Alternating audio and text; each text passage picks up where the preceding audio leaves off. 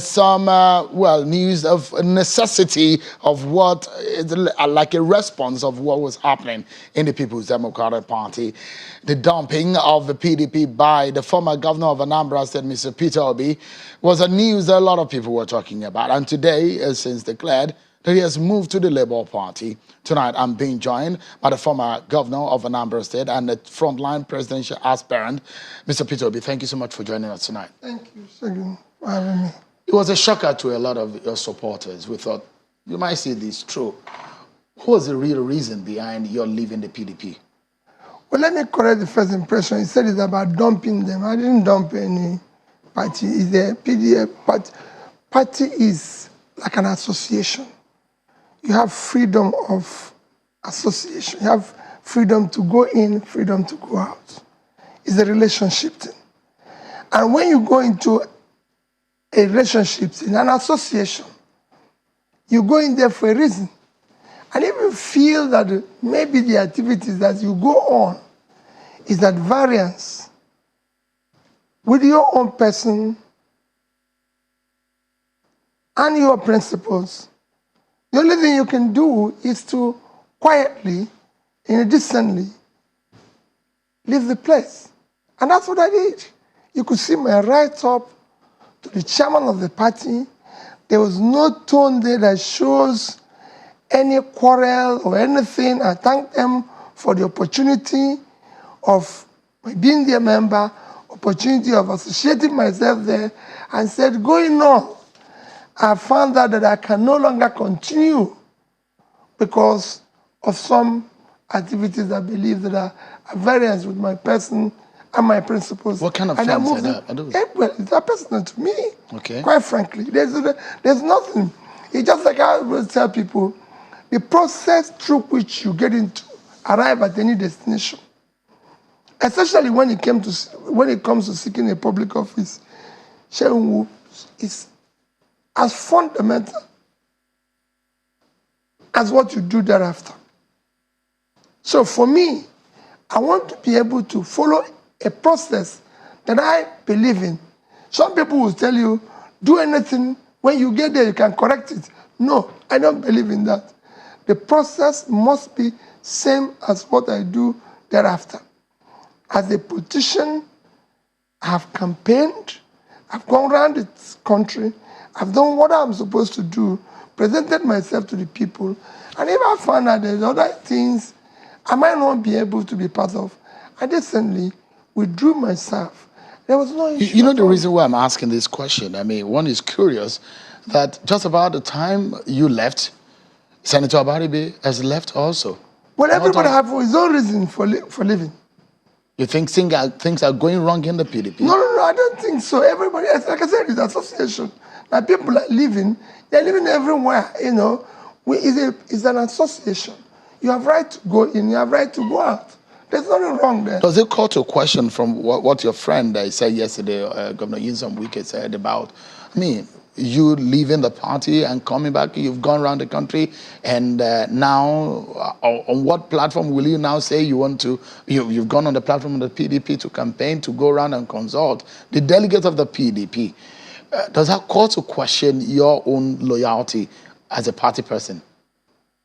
I don't understand. Can you be clear on what he said? He said Governor Nyesom Wike called your loyalty to question to the PDP. What I don't remember what I loyalty to question. I came into a system, and I was part of that system. I stayed there throughout the years I was in PDP. Nobody can question my loyalty to the party.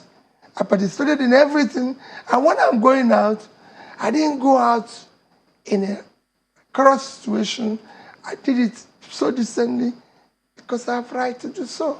Did you probably think that you may not get the ticket of the party? Not at all, not at all, not at all. I'm not desperate to be president. Not am I desperate to be anything. I'm desperate to see Nigeria work, especially for the youths of this country. You don't think that PDP is the right vehicle for you to achieve that? No. It's like I said, I've left. I've moved on, to where I think the process might allow me. It's not about, I keep saying, it's not about winning or losing. I would rather lose doing the right thing than win doing the wrong thing. My politics have been consistent in character and integrity throughout the time I started. And you can go and check. This is not the first time I left PDP, if you don't know. In 2002, when I started this politics, I was a member of PDP. Go and read what Olisametu wrote. I went to one meeting and I wanted to contribute, and people said, no, you can't contribute. No, I quite left them. I went to APGA because I said, if I'm in a system where freedom of contribution is not allowed, I went to APGA, campaigned, won the election, somebody else was declared. I didn't quarrel. I went to court. I became the first Nigerian to ever stay in court for 3 years until court declared me the winner. I didn't quarrel. Same thing is what you see in that consistency I'm saying. When I became governor, 6 months after, I was impeached. I didn't quarrel with those who impeached me. I went to court. Eventually, the court brought me back. I became the first Nigerian to come back from impeachment as a governor. Of course, less than 1 year after that, election was conducted when my tenure was just about 1 year. INEC conducted the election, declared somebody as winner, he became governor. I didn't quarrel. I went to court again. And all through to Supreme Court, I won. That is why you have staggered the election in Nigeria today. It was because of me. I became the first person to set that example. This very move that you've made, how painful is it for you? This isn't painful. Because you've gone around as a flag, seeking the flag of the PDP. Now you have to abandon that. It's like a project that you've seen to almost 95%, no, and you abandoned and you left. There's nothing painful in my life. My late mother taught me never, always be glad for an experience. No matter what it costs you. So what informed the choice of Labour Party? Well, if you look at what I've been saying, you mentioned something.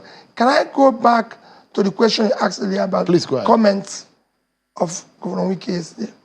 There's something he talked about. When he was talking, the one I think he mentioned was when he talked about issue of integrity. He said that even my going questions my integrity.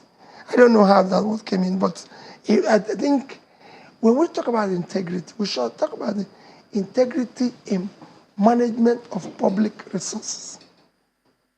That is what we should be talking about in this country.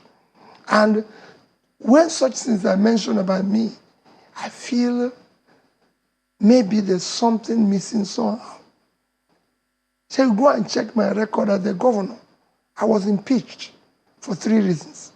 1, my office had a approved budget to be renovated for 298 million naira. I renovated everything with 43,200,000. My lodge, to repair and renovate the lodge where the governor lives, which is me, was 486 million naira. I did everything with 81 million naira. Number 3 item was that I was saving money without the authority of the house. From day one, I said we must save money. And that went through. For 8 years I was governor. Go ask any contractor, whether any contractor was sat with me to talk about what is I'm entitled to, inflated any contract, any supplier, anybody. And when I left office, his record, I left $75 billion, $500 million at that time, because it's public money. I was managing public trust, and I did so. That's for you, integrity. For me, that is, when you talk about integrity, it questions your management of public trust and resources. Go to Anambra State today. I have no land given to me by Anambra State government. My managing director of my housing authority, Mike Nwafo, is still alive. He gave me land and 2 houses. And I told him, I'm not entitled to it. I'm the manager of this. So, for me, nobody have ever seen me in my political life, sharing money anywhere. I'm not saying I'm a saint, but I did things which I believed that was right. You asked me a question. Second question which you asked. Yeah. And then I was asking you that, because that matter touched on the issue of your integrity and perhaps the allegation of a lack of character. And that you immediately left and you, I've just shown you the issue of, I've just described the issue of character, how I came to where I was, and I've shown you the answer to the issue of integrity, and then... Your choice of Labour Party. Well, let me also correct one thing that I read in social media, that I immediately visited Kwankwaso. NNPP. NNPP. Never had such visit. That was not a choice for you at the time? No, it wasn't even a choice. Why was the speculation coming that you might be joining NNPP? I don't know. Yeah, the people who live on speculation. I never visited anybody. I didn't even leave. I just said, I wrote a letter and submitted it quietly. Why choice of Labour? If you had followed my mantra since I started this, I've always said, Shehu, the greatest tragedy of our country today is consumption and not production. It is sharing and not creating.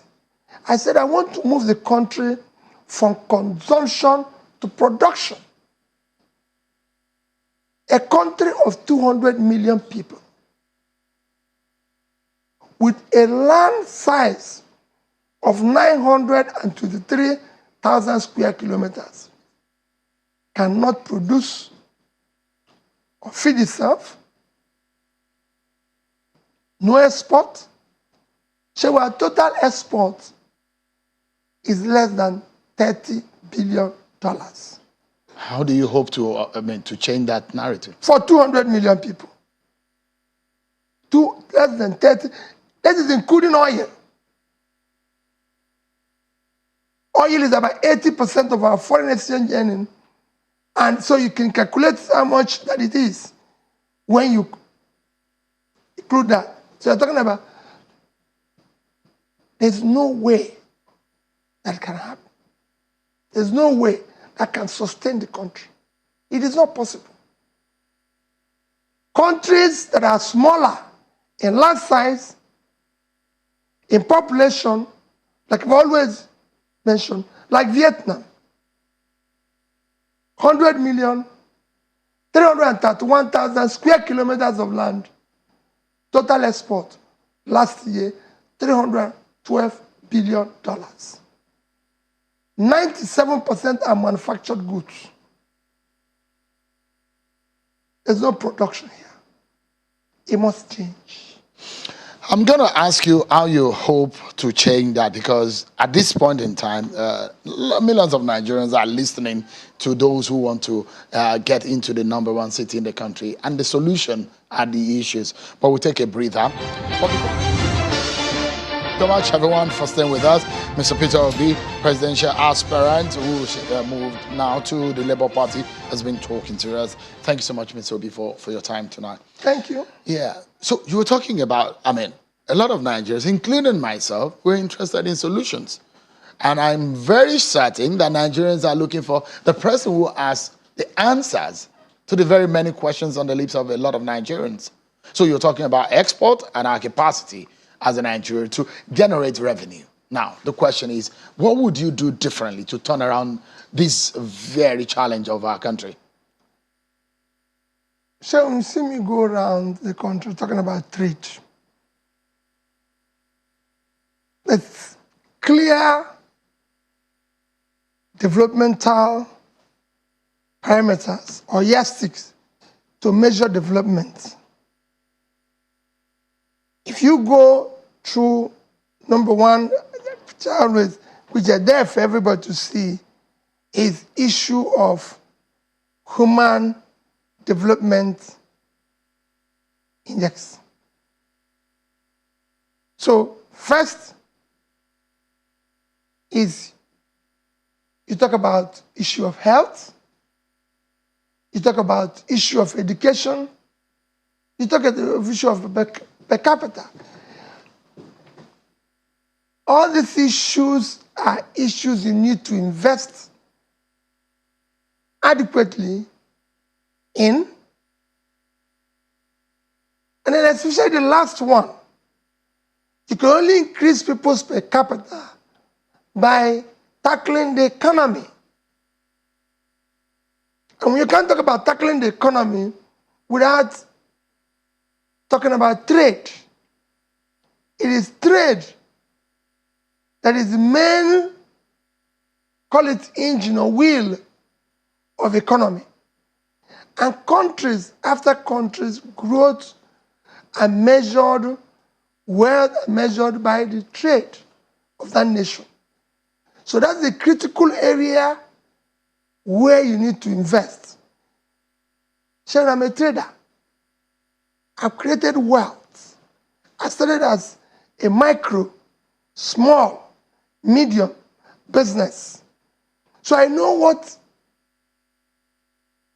you can do in order to create wealth. Today we have massive insecurity, massive, problems all over the place. Which solution can be linked to the economy? If you invest in the economy of this country and pull millions of people that you have thrown into poverty out of poverty, shall you reduce criminality? That has been done everywhere in the world. And we have talented young people, energetic, that we have not invested in. If you invest properly in them, give them access to capital, access to proper education and everything, it will be different. So if Nigerians give you a chance now, today, with security situation in the country, economic situation and all of that, say in 100 days or less, what should they expect from you differently from what we see today in Nigeria? As a leader, how drastic or how radical would you handle things? Well, Shehu, don't talk about 100 days. This problem cannot be solved in 100 days. Anybody who is promising 100 days... Well, Nigerians want solution. They want action. No, it is not possible. You can't do it overnight. You just have to, from day one, show a clear destination that is visible, measurable, people can believe in. I've done it in the state. And that's what they should expect from a Peter Obi presidency. Period. You do it systematically. And you can measure it. If you say, I'm going to tackle issues, we're going to invest in health, primary health care, how many schools of nurses we have? We have 774 local governments. How many do we have today? We have less than about 400 schools in this sector. Can we increase it? What are we producing? The world is shortage of nurses and midwives. Can we help? Even in Nigeria, the number we have is far less than the required. So what are we doing? You can move into education. Today, our tertiary school enrollment is 9%. The global average is at 8%. In developed world, it's 50%. So look at it. We are not even achieving a quarter of the global average. And worse, they're shut down for months now. You can't do that. You said all of this, but the question is whether or not you are hoping to get a ticket of the Labour Party. That's the plan, isn't it? No. Sheikh, I've told you. My position in this whole exercise is not enshrined in desperation. But you hope to be the president of Nigeria? Yes. I hope to get the ticket. That's one of the reasons why you come to Labour Party. I hope to get the ticket. I have to campaign the way it should be. And I hope that the people will vote for me because I have an idea of how to turn around this sinking ship. Mr. Peter Obi, we need to let you go because we have a lot of obligations that we need to meet tonight. Thank you so much, and we hope that at some point, please create time so that we can talk extensively about some of your plans. Thank you so very much, Mr. Peter Obi, for joining us tonight. Thank you.